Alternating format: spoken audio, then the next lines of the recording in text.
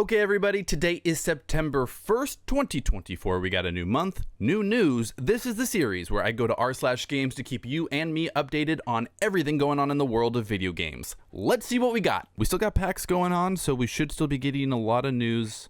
I thought PAX started on Thursday and went to Sunday, but I believe it's actually Friday through Monday. I saw that Monday was the last day of PAX. So we're still right in the dead center. In fact, when I used to go to PAX, I remember Sunday being a very busy day. I'm afraid it's been 9 years. Metal Gear Solid 5 Phantom Pain turns 9 years old. It is still one of the most reactive games ever made. This was the same time of Kojima's and Konami's messy split. Tweet from Kojima today. From Kojima. Interesting. Yeah, so he's just pointing out the anniversary of Phantom Pain. 9 years is a long time. It's a long time, and this is definitely it's definitely one of the most technical games to be an open world game, but still be a Metal Gear Solid game with the stealth, with the action, the fighting mechanics, the gadgets that you're so used to in a Metal Gear Solid game, but have it be open world is pretty crazy. Continuing on down, let's see, Nintendo's new Zelda timeline includes Breath of Wild and Tears of Kingdom as standalone. Interesting. The Zelda timeline stuff is really hard to follow. Oh, interesting. Yeah, they have it right here. So this is Breath of the Wild and Tears of the Kingdom way over here. So all of these games are connected somehow with the timeline, and then they just have these off on their own. So they kind of, maybe they're starting a new timeline. Yeah, here they are. Maybe they're starting a new timeline. I saw a comment on here that's like Mu Force Shoelace or MU Force Shoelace, where they said it always felt like the point of them was actually this is so far in the future, everyone died and no people came, so none of the timeline stuff matters anymore. So it's possible that maybe it is these two games are still kind of connected in the timeline, but they're just really far off in the distance or far off in the future. That they don't feel connected anymore. They're almost a completely different world by this point. But it's interesting. Zelda timeline, I mean, I feel like at this point, they kind of just do whatever they want with the games, and doesn't really matter how they're connected in a time sense. It just kind of matters what's the game like and what are the mechanics like. All right, next one on the list, Lego Harry Potter Collection is being remastered, available October 8th. That's interesting, actually. I never played the Lego Harry Potter games, but they always seem kind of fun. I might actually check it out. I think it comes down to how much it costs for me at this point. Call of Duty pro players are being banned from playing from Black Ops 6 live on stream. What's going on here? All right, we got an article here on Inside Gamer written by Grant Taylor Hill. Call of Duty pro players are being banned from Black Ops 6 live on stream. Call of Duty's Black Ops 6 beta is live now, and millions of users are enjoying the fast-paced, hyper-fluid gameplay it offers. It's admittedly a solid beta, with plenty to discover, but it's not without a few core issues.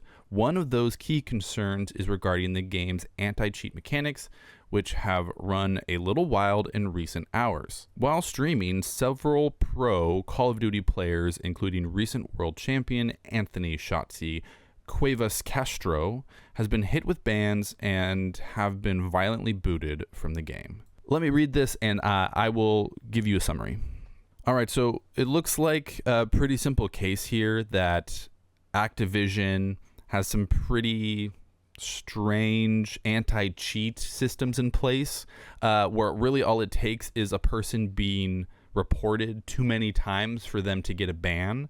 While these bans are temporary and easily appealed, as it says here, it's still not a great look for Activision when you have some of your top players streaming your game to the public, showing off your game and how great it looks, and then they get banned on stream in front of a ton of people. Not a great look for Activision.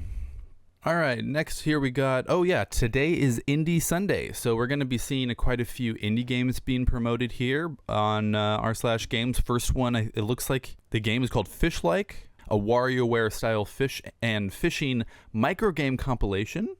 If you like mini games and WarioWare type games, that seems like it would be fun. Drake Frontier, mix of original Fallout and Ruiner set on a space western planet. Interesting. Oh, okay, it's like a top-down. Wow, this is a really stylish looking game here. Choices Matter, Mega City Play Panic, card adventure in post-apocalyptic world. I always like me some card adventures. I like indie games in general, actually, you know, when I really think about it. It's a great way to find some new, unique games that are trying to do something different, that have a lot of depth to their games, even though it might look really simple on the surface. When you're only playing AAA games, things can get so homogenous, and indie games are a really great way, I feel, to just like mix things up and find some really new, interesting games that are doing something really unique. Underquest, Other Side Bay, fast-paced inventory management roguelite. Inventory management roguelite with a demo right now. Interesting. That sounds like it could be fun. Civilization 7 dev on Aegis System, a series shakeup. It's going to be the hardest thing for fans to get adjusted to. Looks like we got an article from GG Recon written by Lloyd Coombs. I did watch the video from Civilization 7 about the Aegis system before. I'm not a Civ player. I watch a lot of people play Civilization 6. I like city builders, but I've never played Civilization 7 or games like it. So I'm not necessarily coming from a place of experience when I say this, but I'm wondering how it's going to be hard to get adjusted to the new age system.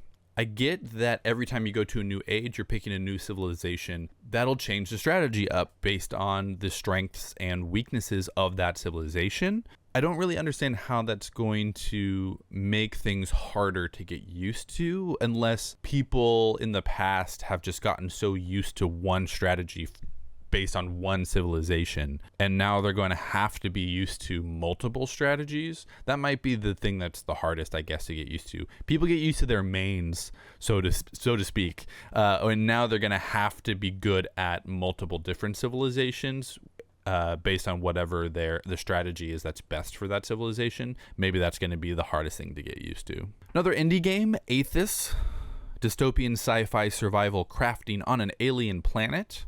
Awesome. A lot of demos out for these games. All right, we got an article here from Eurogamer. Shadow of the Ninja Reborn, peak pixel art from Tango Project. Written by John Lineman. Shadow of the Ninja is a beautiful, hard-as-nails action game from developer Tango Project. The fourth entry in Tango's 16-bit Taste remake series, it's also arguably the most ambitious. As a result, everything needed to be completely reimagined from the ground up, from gameplay to visuals and audio. This is a masterpiece of pixel art action that simply must be experienced if you have any love for classic gaming. Cool, looks like we got a full game review here about Shadow of the Ninja Reborn. This game is a remake of a 1990s, looks like arcade style sort of beat 'em up game.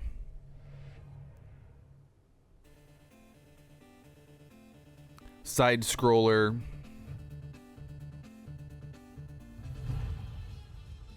Yeah. It's cool. They've really kept the feel, it looks like. The art's just sort of updated a bit. The characters are still very pixely, but everything else is a bit smoother. It looks like a lot of fun for sure. Another indie game here, The Royal Office of Magic Affairs. Dark Victorian RPG, story heavy with strategic turn-based combat. Beneath the Cupboard, Be Happy. Winter Homeless Survival. Beneath the Cupboard, Be Happy. It is in early access at the moment. You'll have to survive the cold New Year's Eve. Look for food in the trash in the world where no one cares about you. This is an adventure where you have to survive Christmas, a holiday that has never been so cold before. Another indie game here. I'm not sure how to pronounce this. Tactical RPG in a charming animal world. Let's keep on scrolling past some of the articles I've already seen. Another indie game, Ravenblade. 5v5 melee-focused hero shooter with MOBA elements. Burn, Convict Games. Her Story meets Doki Doki. A dark and replayable story. Oh, cool. Enchanted Blacksmith, a stylized first-person sandbox game where players craft, explore, and thrive as a local blacksmith. I'm going to have to check out that game. That sounds something that I might like. Railblazer, roguelike train building survival. Man, there's so many different games coming out right now. Dino Cop, funny mystery game. That sounds fun too. I'll have to check that one out too. All right, let's keep scrolling a little bit. We're starting to see a lot of articles I did see yesterday. We got another indie game, Echoes of the Stars, 2D hand-painted single-player story-focused action RPG. Dwarves, Glory, Death, and Loot, Dwarf Management and Battle Simulator. This sounds really similar. I wonder if I've seen this game before. Edge Islands, Colony Sim blended with tactical RPG. Oh, we got some gameplay here straight from PAX West from a game called Slitterhead. Lot of intriguing things going on here. Maybe you're like reborn as a dog or something. You don't really know what's happening, how you got here. Oh, you have sense you can follow. That's interesting. It's a beautiful game. Really cool looking. The art style is really interesting. I'm intrigued. I wonder what the name Slitterhead comes into play. That's what I'm kind of curious about at this point.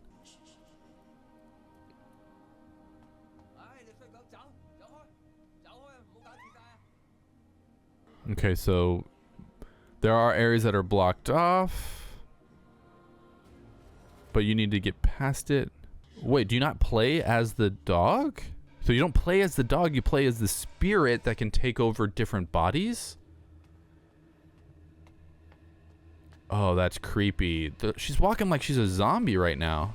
So you get different, you must get different, like, not powers necessarily, but when you're playing as the dog, you're able to catch on to a scent and follow the scent. But then when you're playing as a person, you maybe don't have that same sense of smell. So you're not able, you get different abilities because of that. I'm really intrigued by this game. I this is the first time I'm like watching a full trailer on this series. Does she know him? Or does she know the spirit? Oh, maybe she doesn't know him. Maybe she's interacting him for a different reason. No. Nope. All right, this game has gotten really creepy all of a sudden. This game got real scary real quick. All right, well, this game turns out to be a scary game. So I've kind of lost interest in it for me personally, but there's a lot of really interesting things going on with the mechanics of this game. A puzzle game. It's like in my head, I'm like, ooh, a puzzle game where you can like take over different bodies and do different things like that. That sounds really interesting to me. You bring in scary monsters and weird, creepy things happening. I'm not so much into that. Really interesting setting and style. But I guess, you know, maybe the Japanese developer, I should have guessed it was, especially a name like Slitterhead, I should have guessed that maybe it was going to get kind of scary eventually. Moving on, we got another indie game here. Goland, play as a mischievous seagull in this sandbox island. That sounds kind of fun. Puppet Seed, CRPG, sandbox, open world, companion collector. Oh, that's fun. I'll have to check that one out as well. I'm always into like Pokemon games. The Merry Fairy, cozy idle collectathon where you build your scrapbook journal in a fairy tale environment. Match in Peace, a scary real-time strategy game where you find and match monster pairs to unleash their terror on your enemies. Match in Peace, but then it's scary like that. I don't feel like that name fits. All right, we got an article here. Stalker 2 currently runs at 25 FPS on Series S, but Xbox is helping with optimization. Devs praise their support. We got an article here from WCCF Tech from Alessio Palumbo. The headline is actually runs at 35 frames per second. So whoever put it on Reddit here wrote this wrong. So, I mean, it's still not great though. You're hoping for better frame rate than that. We do have an update here. Lead producer clarified on Twitter that he misspoke in our Stalker 2 interview that the game runs at 35 frames per second rather than 25. Okay. Interesting. So they must have changed the headline after they got an update like that. If you're into Stalker 2, it looks like you are going to be getting some support for your game soon so that it will be running better if you have an Xbox Series S. Another indie game, Sudoku, 3D Sudoku on spheres, cubes. Interesting. And we are starting to get to some older articles here. Let me just scroll down, make sure I call out any other indie games I see, but it does look like we're getting mostly older articles at the moment. Cool. Well, that seems to be everything I got for you here on r/games. If you are someone who wants to stay up to date on everything going on in the world of video games, please subscribe to my channel and click the bell so that you get notified every time I upload a video. I'm BTayOkay, and I will see you tomorrow.